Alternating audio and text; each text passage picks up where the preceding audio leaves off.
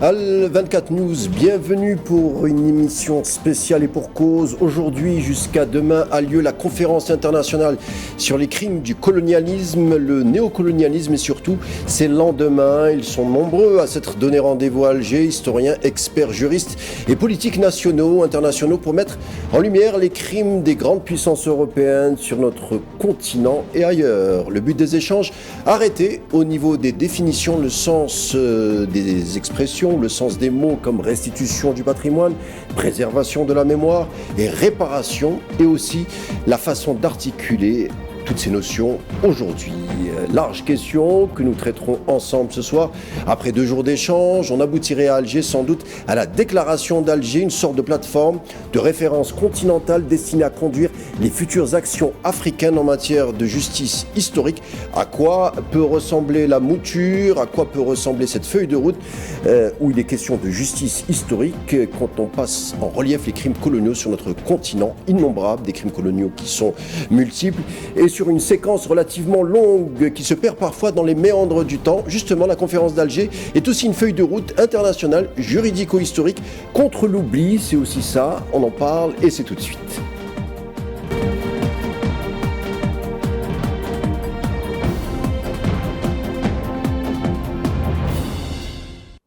Violence, dévastation, occupation, c'est à peu près tout ça, et encore la liste n'est pas exhaustive. C'est tout ça un peu les crimes du colonialisme, des crimes qui ont été aussi décrits par certains acteurs au moment même où ces crimes ont eu lieu, avec le colonialisme anglais par exemple. Court extrait pour nous mettre dans le bain, signé le grand écrivain Joseph Conrad, le grand écrivain anglais, dans Cœur des ténèbres, c'est le nom du roman.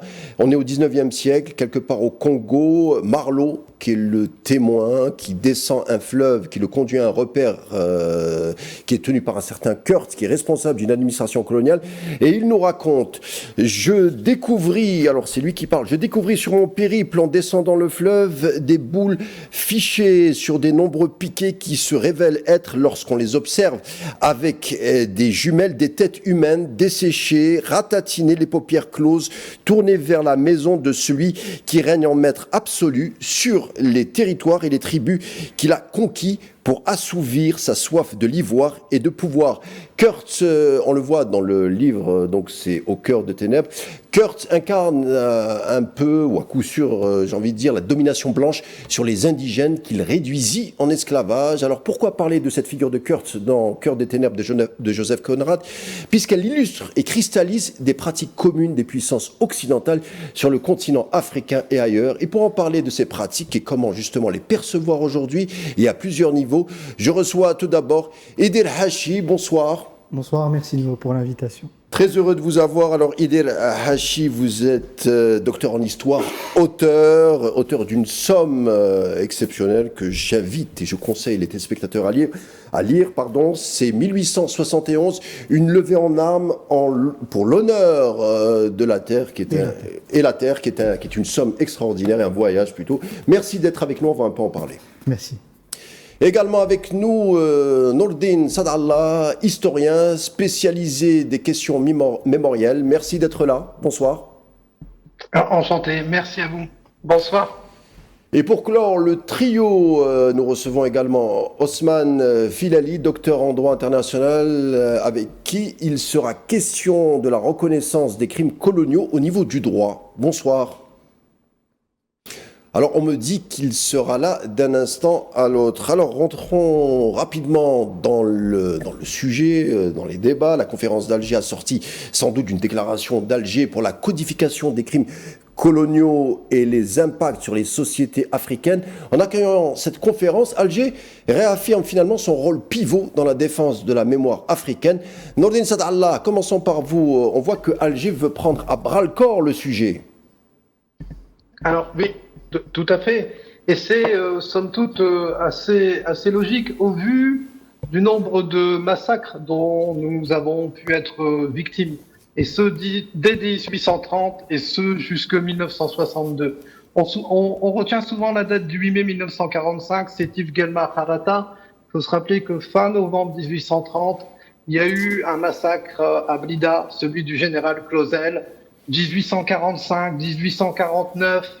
de 1847 à 1852 aussi, la révolte des Bénisnous du côté de Tlemcen, un véritable massacre aussi. 1864-65 aussi, la révolte de l'Ouled Chkhir du côté de l'Arouette.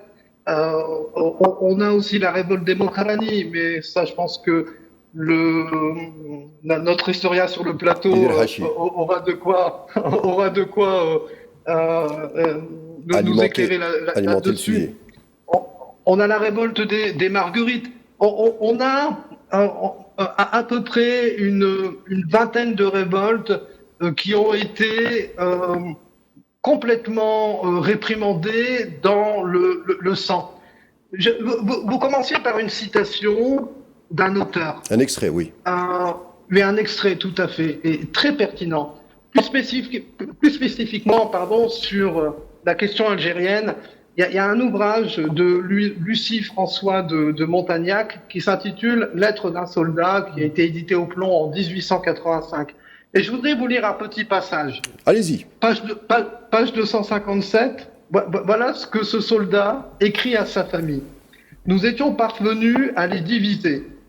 Nous leur enlevions leurs troupeaux, leurs femmes et leurs enfants. Au mois de janvier, tout le territoire entre Mascara, Mostagalem et Oran était à nous. » À la page 363, il indiquait nous avions tout rasé, tout doit être saccagé, sans distinction d'âge ni de sexe. L'herbe ne doit plus pousser où l'armée française a mis le pied. Alors, s'il y avait une définition de ce qu'est, excusez-moi, les crimes coloniaux de l'armée française, Lucien François de Montagnac, dans Lettre d'un soldat, nous en a donné ici la définition. Idil Hachi, ce que vient de nous rapporter Nordine Sadallah, il en est question un peu dans votre livre, je rappelle le titre, 1871, une levée en armes pour l'honneur et la terre. Vous parlez de l'insurrection de 1871, connue pour la plus grande insurrection du 19e siècle. Et puis après, il y a eu aussi tout ce qui concerne l'oubli à travers les archives. Il y a des archives qui se perdent parce qu'il s'agit d'une injustice. C'est aussi ça, le néocolonialisme, j'ai envie de dire.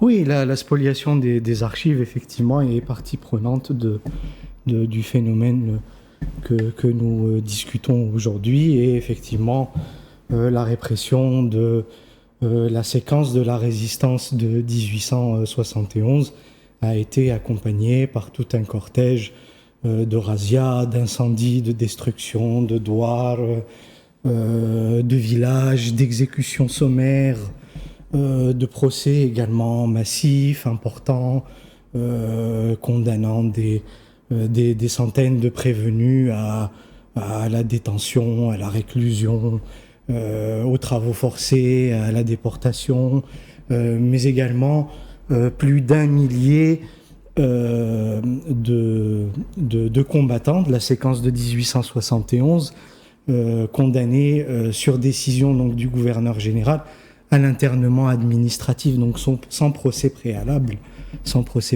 à l'internement administratif dans diverses villes de France, à Sainte-Marguerite par exemple. Mais si vous me le permettrez, j'aimerais revenir également sur le pourquoi de l'Algérie, désigné par l'Union africaine oui. Pour héberger et recevoir cette conférence internationale. Il y a évidemment des raisons profondes. Vous n'êtes pas sans savoir que l'Algérie et le peuple algérien ont une contribution exemplaire à la victoire de l'anticolonialisme, de par la vigueur de la résistance à l'occupation coloniale, une résistance digne de l'épopée puisqu'elle se décline en une succession quasi ininterrompue de luttes, de par la guerre de libération nationale également, qui marque l'histoire comme une des révolutions les plus marquantes de l'histoire moderne, voire de l'histoire de l'humanité. Et l'organisation de cette conférence revient à l'Algérie parce qu'elle a payé un très lourd tribut à la défense puis au recouvrement de sa souveraineté au 19e et au 20e, et parce qu'elle a fait face sur une très longue période non pas seulement à une colonisation militaro-administrative et d'exploitation, mais également à une colonisation de peuplement. Voici entre autres donc quelques éléments qui justifient ou qui motivent le choix de l'Algérie par l'Union africaine. Ensuite, ce qui me semble important concernant la question des crimes coloniaux.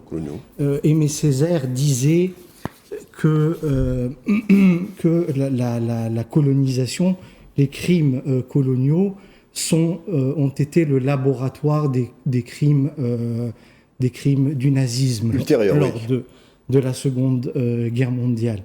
Et ce que l'on peut dire également, c'est que les razzias, notamment du 19e siècle, commises en Algérie, ont été précisément le laboratoire des crimes coloniaux.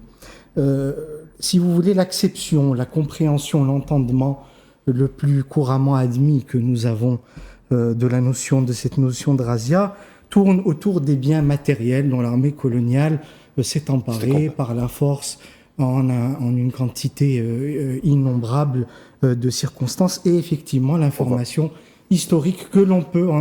D'accord. On va y revenir. On va y revenir. C'est intéressant ce que vous disiez. C'est intéressant ce que vous disiez parce que vous parliez de champs d'expérimentation, surtout par exemple dans les sciences, quand on sait que le docteur Bodichon a lui exploré ou peaufiné une sorte de médecine coloniale pour parler de races inférieures. Ça s'est retrouvé. On sait que certains nazis se sont inspirés des travaux de Bodichon qu'il a effectué en Algérie. Oui, les laboratoires d'anthropométrie. Par exemple, voilà, exactement. Ouais. Ousmane Filali, est-ce que vous nous avez rejoints? J'espère que oui. Pas encore, c'est pas grave. On va avancer avec tout simplement les invités qui sont présents.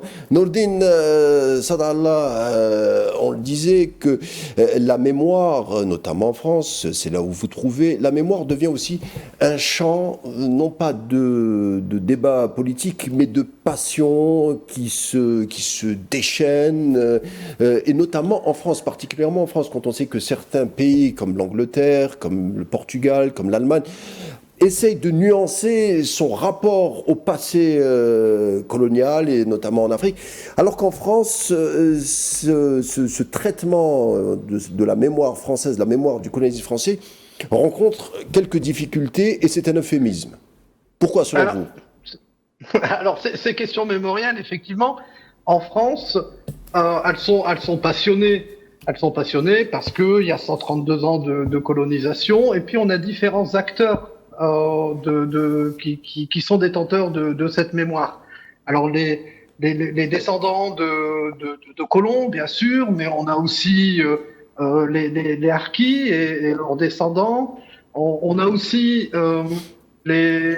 l'armée d'anciens militaires ou les descendants de militaires qui sont organisés en associations, en fédérations et en véritable aussi lobby politique. Aussi bien au niveau local, dans certaines municipalités très localisées, on les connaît, Béziers, Perpignan par exemple, et lors des échéances électorales, on peut avoir quelques épisodes, et notamment le fait de rebaptiser certaines rues, certaines places, en leur donnant des noms, par exemple, d'anciens membres de l'OAS.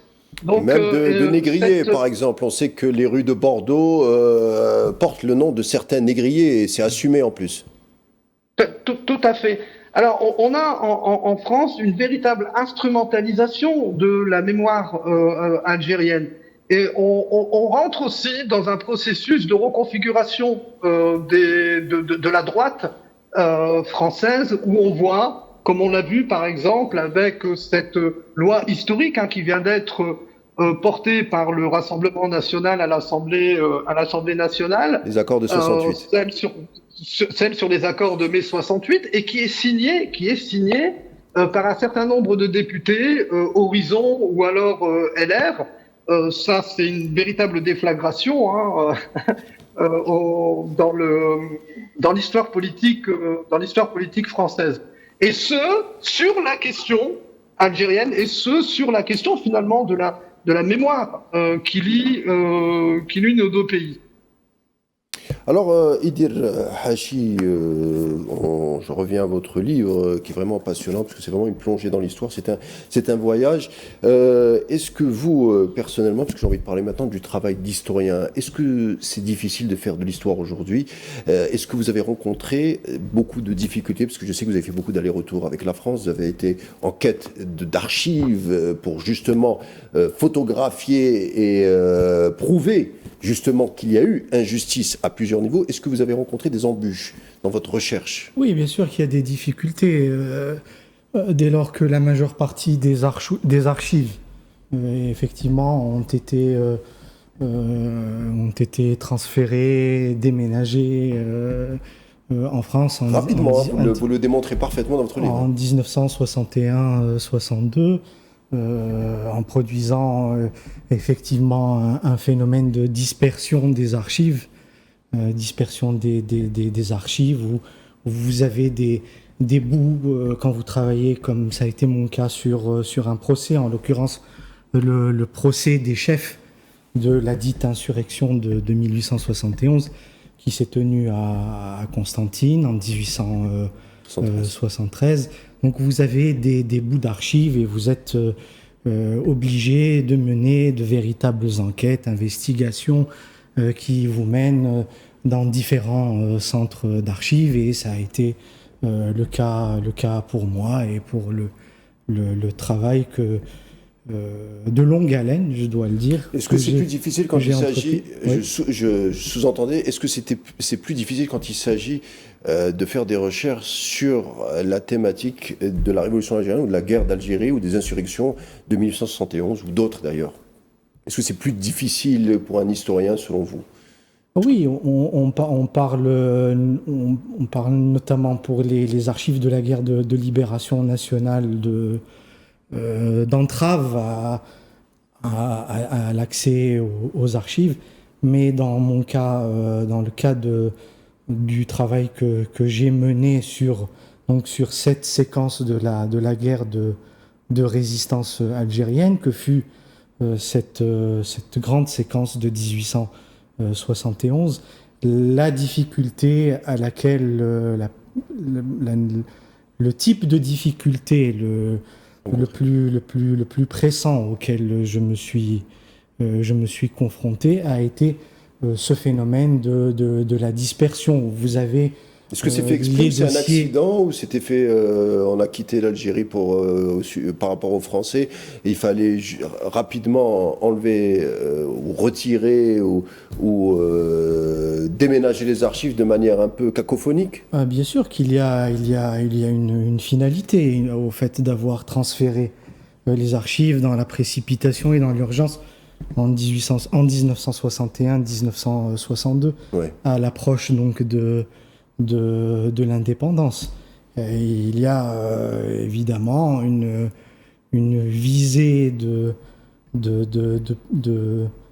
priver l'Algérie d'une source capitale de documentation, de preuves, du passé colonial. Donc c'est fait délibérément, c'est ce que vous êtes en train de nous dire. Ousmane Filali, est-ce que vous êtes avec nous? Toujours pas, c'est pas grave, on va continuer puisqu'on a beaucoup de choses à se dire avec mes invités, Idir Hachi, donc avec moi, et également Nourdine Sadallah.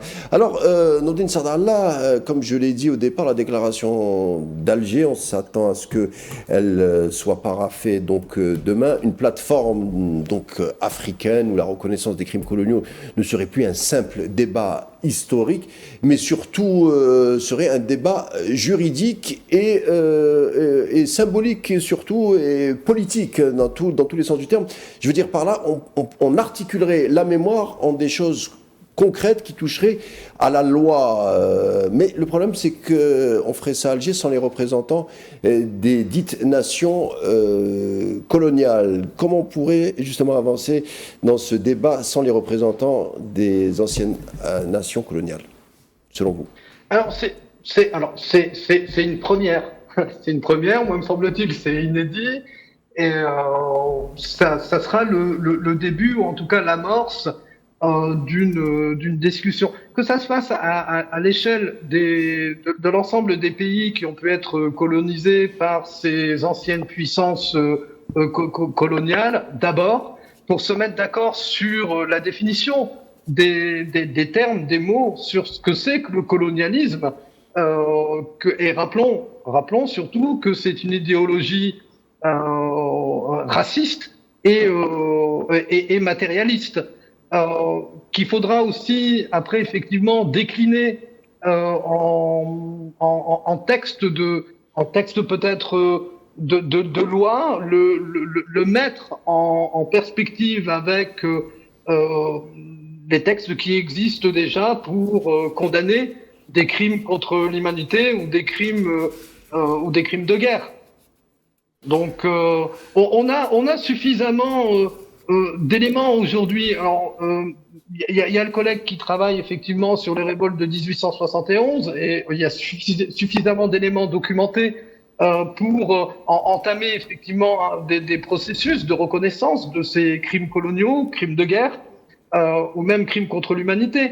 Je vais reprendre l'exemple du 8 mai 1945, Sétif Guelmar Khanata. Aujourd'hui, un certain nombre de chercheurs, aussi bien du côté algérien que du côté français, ont pu démontrer effectivement qu'il y a eu des milices armées par l'État, les préfets, mais aussi l'armée qui ont commis des exactions, qui ont commis des crimes.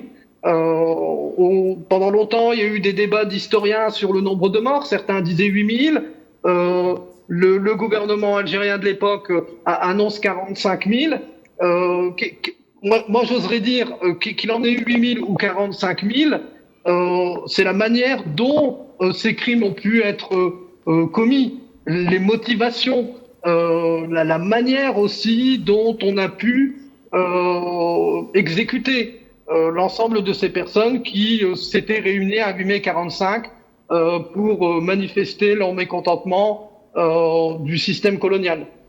Leur mécontentement, au contraire, peut-être certains festoyaient parce que on leur avait promis que juste après la fin de la Deuxième Guerre mondiale, avec la fin du nazisme, la France administrative et coloniale donnerait l'indépendance à l'Algérie. Alors, oui, mais ce qu'il faut, moi me semble-t-il, ce qui est extrêmement important, c'est que l'on puisse transformer en termes juridiques ce qu'a pu être le système colonial. C'est-à-dire ces violences, ce processus de violence qui a pu être mis en place, les violences armées, les terres brûlées, les saisies des terres, le déplacement des populations, le refoulement des populations, ces humiliations aussi collectives, cette violence symbolique, physique, l'ensemble de ces crimes, les famines organisées, Il faut le rappeler qu'avant le 8 mai 45, Guelma avait été touché par une grande famine qui avait été organisée, c'est-à-dire qu'on avait préféré transférer le blé à la métropole plutôt que de nourrir les populations locales. Les spoliations de terres. Même la révolte de Mokrani arrive après des pressions au niveau fiscal et avec la famine également. Tout à fait. Alors mon collègue très certainement qui sera en capacité de beaucoup plus détailler. Mais c'est aussi toute cette mise en place d'une armada juridique, des textes de loi pour favoriser ce processus d'accaparement des terres qui aujourd'hui il faut dénoncer. C'est ce qu'on fera encore durant les prochaines minutes. Alors, Edel Hachi, j'ai une question à vous poser de manière générale. Vous allez me donner votre sentiment. On se rend compte que, en théorie, plus on s'éloigne d'une séquence historique, plus on devrait avoir une forme de dépassion, une forme d'apaisement par rapport à la dite séquence. Mais concernant la guerre d'Algérie, plus le temps passe, plus la passion redouble. On l'a vu dernièrement, M. Assadallah nous l'avait rappelé avec la loi qui a été votée au Parlement français portée par le RN dont le père aussi a un lien avec la colonisation en Algérie. Cette question de la guerre d'Algérie ou de la révolution algérienne ou de l'algérophobie, on va dire le mot, déchaîne encore les passions. On a l'impression qu'il ne s'agit plus d'histoire, on est sur autre chose d'irrationnel, où l'historien est le parent pauvre. Il y a cette impression forte et justifiée de tentation, de déni, de rejet des réalités coloniales et qui est effectivement travaillée de l'intérieur par la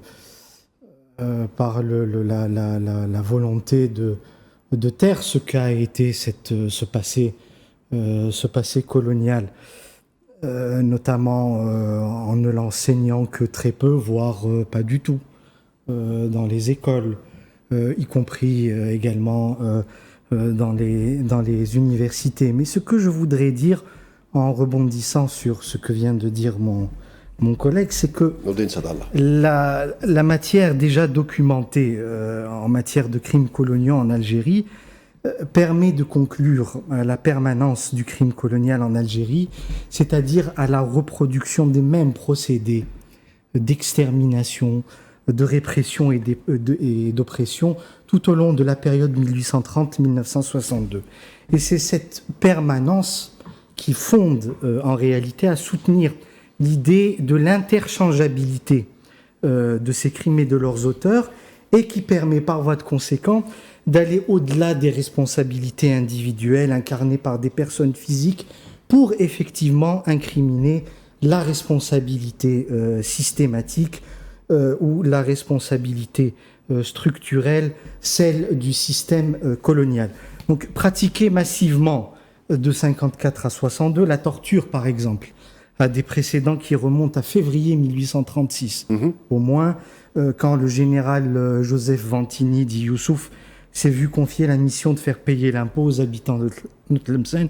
De la même manière, il est effectivement notable que l'Algérie doit être tenue pour le lieu d'invention de l'internement administratif, c'est-à-dire de la détention souvent assortie d'éloignement, soit en France ou voilà, en fait dans diverses villes de France, sur simple décision du gouverneur général. Et on peut dire que cette pratique se tient à l'origine des camps de regroupés, de déplacés, de recasés de la guerre de libération nationale, et qui concerne 2,5 millions à 3 millions d'Algériens. S'agissant des massacres, des enfumades, des emmurements et des exterminations par village ou par tribu entière, effectivement, de trop nombreux exemples de lois antérieures au massacre du 8 mai 1945 peuvent être cités.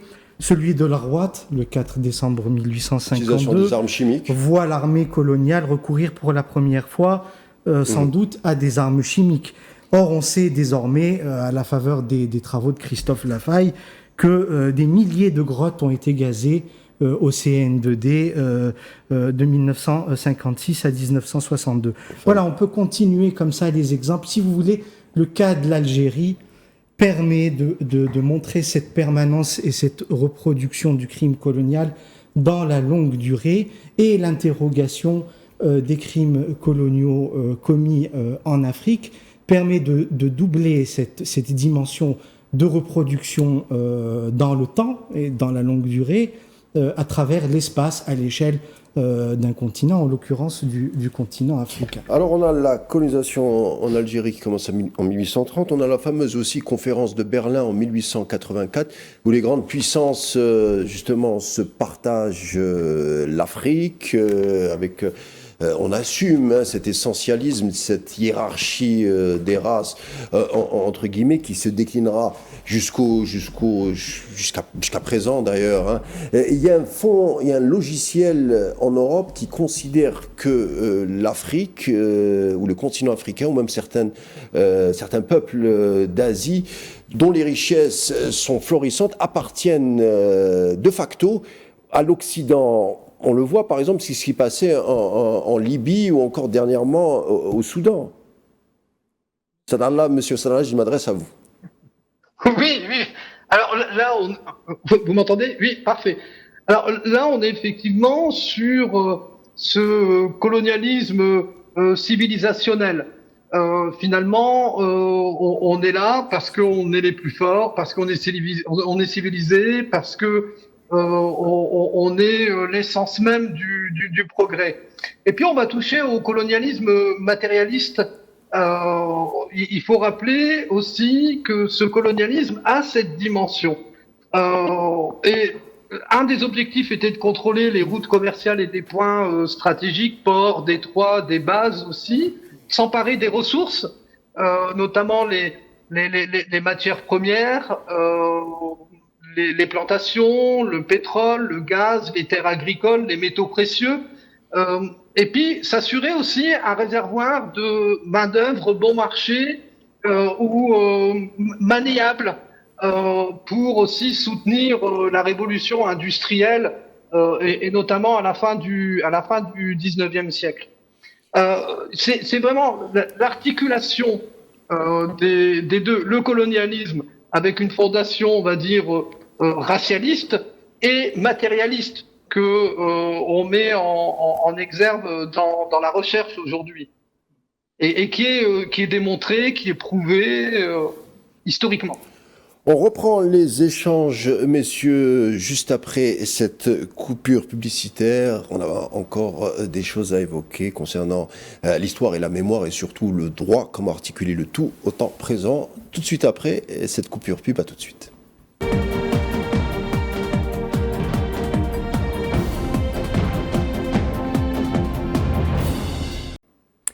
Retour pour notre deuxième période, notre deuxième mi-temps concernant une émission spéciale sur la conférence internationale d'Alger où il est question de mémoire. C'est la conférence internationale d'Alger pour rappeler ou comment restaurer tout simplement la souveraineté mémorielle. Tout un programme puisqu'il sera question de la reconnaissance des crimes coloniaux et comment articuler le tout en normes juridiques, en codification au niveau du droit international. L'Afrique se serre les coudes pour aller de l'avant et faire reconnaître justement les crimes coloniaux des puissances européennes. On en parle ici à Al24. Alors nous rejoint justement autre exemple de crimes coloniaux. On va à Madagascar elle nous rejoint Marie Ranjanero. Bonsoir.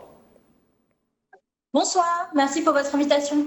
Auteur, vous avez fait aussi plusieurs enquêtes sur les crimes coloniaux sur l'île de Madagascar. Alors les crimes coloniaux à Madagascar incluent la répression sanglante et l'insurrection de 1947, marquée par des milliers de morts, des exécutions sommaires, des tortures, des déplacements forcés, des incendies de villages. D'autres crimes incluent également le massacre d'Ambiki en 1898 où l'armée française a tué de nombreux civils, le bombardement aussi du village de Tamatave en 1883, on pourrait égrener ça encore longtemps. On n'oublie pas également l'abolition de la royauté à Madagascar en 1897 qui a marqué le début de la colonisation française. Alors, question toute simple, est-ce que au niveau de la mémoire, Madagascar a aussi le même débat que nous avons là aujourd'hui à travers la mémoire, faire reconnaître les crimes coloniaux du colonialisme français? Est-ce que on est aussi dans ce cheminement, dans ce questionnement de son bouillonnement intellectuel? Alors, c'est effectivement une question qui est très intéressante parce que les destins de l'Algérie et de Madagascar sont fondamentalement liés par le continuum colonial français. En revanche, le cas précis de la guerre d'Algérie change complètement le paradigme mémoriel que l'on peut avoir dans le milieu académique et la façon dont la mémoire est abordée en Algérie, car à Madagascar, l'insurrection des coloniales de 1947 a été réprimée très très lourdement, comme vous l'avez dit, et s'est soldée par une victoire française qui, à l'échelle de l'île, a donné lieu à beaucoup de pressions, de cérémonies de soumission, d'une coercition très forte pour réimposer le colonialisme français. Et l'indépendance ne s'est faite qu'en 1960 dans le cadre des indépendances négociées avec toute l'Afrique subsaharienne. Et jusqu'en 72, date d'une émeute étudiante qui devient une révolution contre la présence de la coopération française. En réalité, la France est restée maîtresse sur l'île. Donc, nous n'avons pas eu l'occasion de faire comme en Algérie, la construction du mémoire officiel, l'élévation de figures de la résistance, ni même l'élucidation des tabous et de notre rapport traumatique à l'histoire coloniale de Madagascar. Donc il y a un verrou qui est beaucoup plus fort à Madagascar qu'en Algérie. Sur la période coloniale, et c'est en effet un des enjeux qui moi m'intéresse et qui fait que j'ai voulu écrire ce roman pour donner la parole à cette période qui a été tue, qui est mutique, qui est verrouillée sous des couches et des couches de silence et de tabou. D'une part, du côté français, parce qu'il y a la honte et aucun intérêt capitaliste actuel à réouvrir le débat sur la colonialité, et à Madagascar, un traumatisme psychologique qui fait que la parole n'est pas ouverte dans les familles, la parole est très faiblement ouverte dans le débat national, et la France reste un allié économique. Le terme d'allié, d'ailleurs, est à nuancer. En réalité, nous avons un clientélisme économique avec la France très très fort qui fait que cette parole coloniale-là, elle est verrouillée. Donc il y a eu une invisibilisation de cette période coloniale, des crimes coloniaux et du destin des personnes qui ont été colonisées. Et je vais citer un de vos compatriotes et un de mes amis, c'est le chercheur historien Osni Kitouni, qui disait comment rendre compte de comment écrire l'histoire des invisibilisés dès lors que l'on ne prend comme condition pour écrire l'histoire que les sources officielles, les archives, donc la parole du vainqueur. En recherche historiographique, la surcharge d'écriture administrative de documents qui viennent du colonisateur de la France fait qu'il y a un dérèglement, un déséquilibre dans le traitement de cette parole coloniale. Alors j'ai omis de nommer ou de dire le nom de votre roman. Il s'agit de Feu, Fièvre et Forêt, qui est un roman guerrier, mais j'ai pas envie de dire féministe parce que ça serait le rabaisser, c'est bien plus que ça. En tout cas, c'est un roman d'une forme d'initiation à travers la mémoire, c'est la quête de soi, à travers les embûches au sein des profondeurs de Madagascar. Alors Madagascar, c'est un endroit au monde très particulier parce que c'est un endroit où à la fois les Asiatiques et les Africains se sont mélangés, se sont métissés, comme on dit, et donc il y a une forme de double mémoire. C'est pour ça que ça rend l'étude de ce pays à la fois fascinant, intriguant, et ça nous plonge dans le fond de l'histoire. Oui, Madagascar est un carrefour en fait, comme elle est à la croisée de l'Afrique et de l'Asie, et est également l'aboutissement du couloir qui part de l'ancien sultanat d'Oman, qui a essaimé des comptoirs culturels et commerciaux tout le long de la côte orientale de l'Afrique, Zanzibar, les Comores, les Mascareignes et Madagascar. Donc il n'y a pas qu'une double culture à Madagascar. En fait, il y a des couches et des couches, de très très nombreuses couches historiques.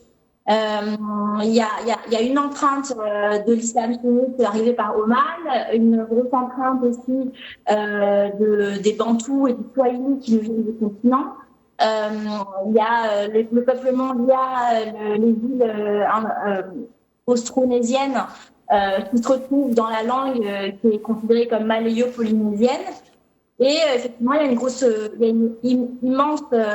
un immense apport culturel via l'immigration asiatique avec les Indo-Pakistanais qui ont une grande communauté à Madagascar, et également les Chinois cantonais qui sont venus tout au long du XXe siècle. Pour revenir à mon livre, vous pouvez tout à fait dire que c'est un livre féministe parce que c'est comme ça qu'il a été conçu.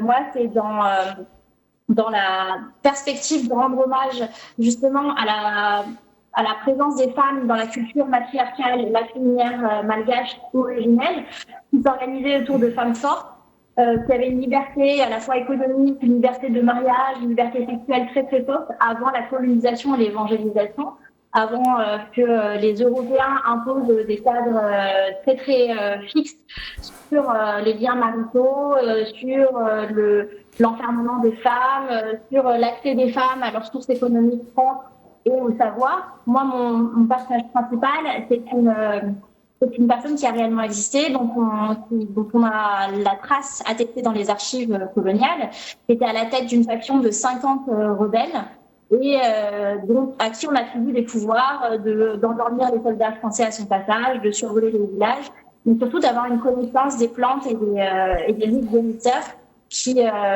font partie intrinsèque de la culture du maquis et de la culture de la guérilla coloniale à Madagascar. On rencontre plusieurs de ces figures partout en Afrique, comme au Sénégal par exemple avec Ahmadou Mamba, qui avait, dit-on, réussi à endormir, ou en tout cas, jeter un sort aux soldats français pour qu'ils puissent s'échapper. Alors, dernière question, Marie Ranjanoro. Alors, l'île de Madagascar est riche, premier exportateur de vanille dans le monde, riche en nickel. On a vu qu'il y avait des tensions politiques dernièrement avec des manifestations qui scandaient qu'ils en avaient marre, surtout des jeunes qui en avaient marre de la spoliation des richesses. On sait que Madagascar, la moitié ou un peu plus de la population vit dans des conditions plus que modestes. On sait qu'il y a eu aussi la privatisation de la pêche au crabe. Il y a un nom d'un oligarque qui sévit sur l'île. Il s'agit de Ron West, qui a la nationalité israélienne et qui détient le monopole de l'électricité à Madagascar, mais aussi du Rwanda. Alors que, on l'a vu, il y a un contraste entre une oligarchie et la population de Madagascar. Est-ce que cette oligarchie continue à sévir sur l'île ? Alors effectivement, Madagascar est un des pays les plus pauvres au monde, alors qu'il a une richesse en sous-sol. C'est une île, donc il y a énormément de ressources halieutiques qui peuvent être exploitées. L'indépendance, l'autonomie énergétique était au cœur des revendications des mouvements Gen Z des derniers mois. Le mouvement Gen Z, c'est un mouvement qui a la particularité d'avoir été lancé par des jeunes de la génération Z, celle qui est née entre la fin des années 90 et le début des années 2000. C'est un mouvement qui a pris dans le monde entier, à partir du Bangladesh, du Sri Lanka, de l'Indonésie, mais aussi Marie Ranjonero, je vous coupe, pardonnez-moi, on revient vers vous rapidement. Les aléas du direct nous le dictent. On va justement au Palais de la Nation où une couverture spéciale s'effectue. On y va tout de suite.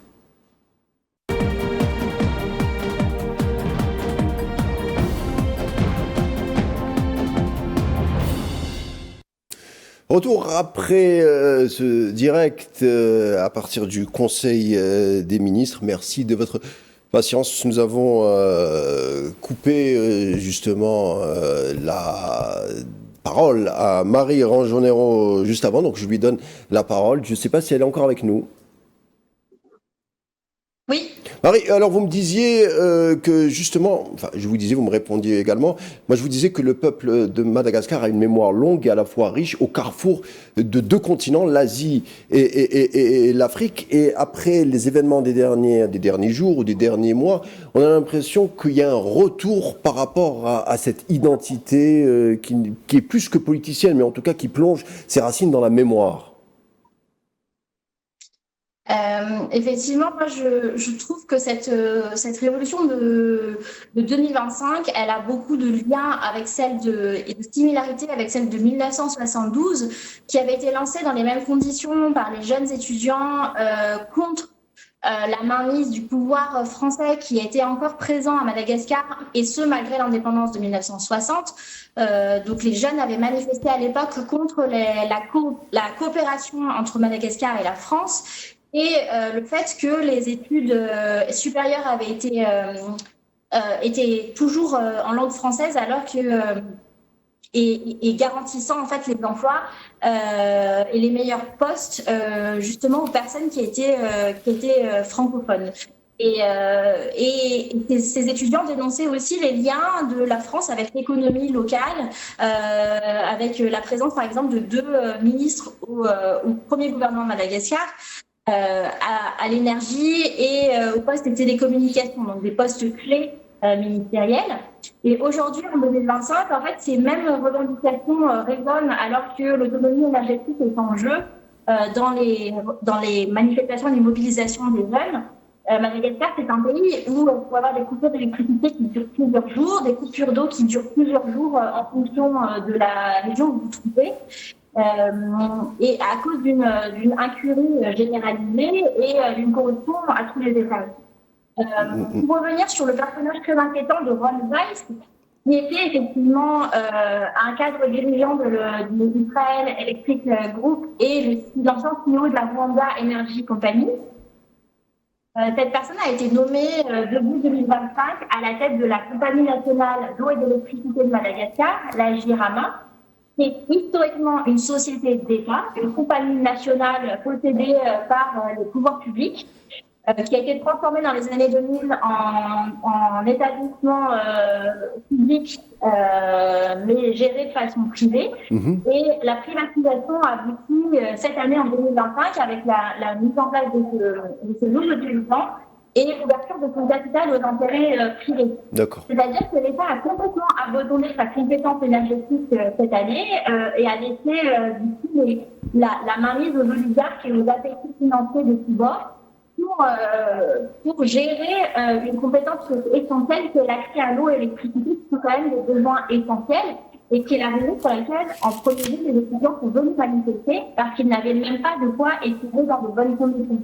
Merci beaucoup Marie Rangianoro. Je rappelle le titre de votre ouvrage Feu, fièvre et forêt. Merci de nous avoir présenté ou donné les lignes politiques, même historiques, de la magnifique île de Madagascar. Je vous dis à bientôt. Merci d'avoir accepté notre invitation. Merci à vous. Bonne soirée. Alors, je reviens à mes invités du jour. Nourdine Sadallah, est-ce que vous êtes avec nous? Oui, tout à fait. Nourdine Sadallah, on ne pouvait pas ne pas poser la question du jour, et même une question lancinante par rapport à la rencontre d'Alger, à savoir aboutir à la reconnaissance des crimes coloniaux, certes, c'est un objectif, mais comment? Alors, moi j'oserais dire, pour répondre à cette question, j'ai eu la chance de faire une conférence avec Monsieur Filani, qui devait venir, mais qui malheureusement pour des questions techniques n'est pas sur le plateau. Pas sur le plateau. Oui, tout à fait. Et qui lui est vraiment spécialisé sur la question. La question, c'est comment traduire effectivement une reconnaissance en droit. Et quels sont les éléments qu'on a aujourd'hui en termes de droit international pour faire reconnaître ce type de crime?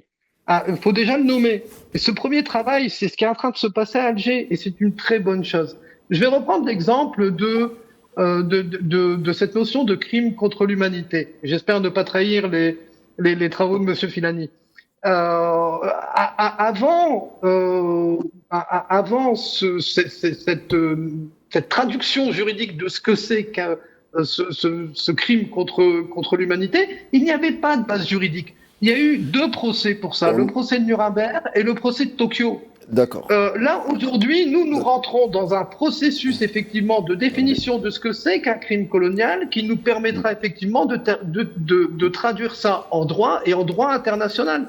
Et après, ce sera tout le travail, effectivement, très bien, de la diplomatie et de la diplomatie des pays qui ont été victimes du colonialisme. Nourdine Sadallah, merci. On est obligé de rendre l'antenne. Merci d'avoir été des nôtres ce soir. Je rappelle que vous êtes historien et aussi auteur et analyste. Merci d'avoir été présent.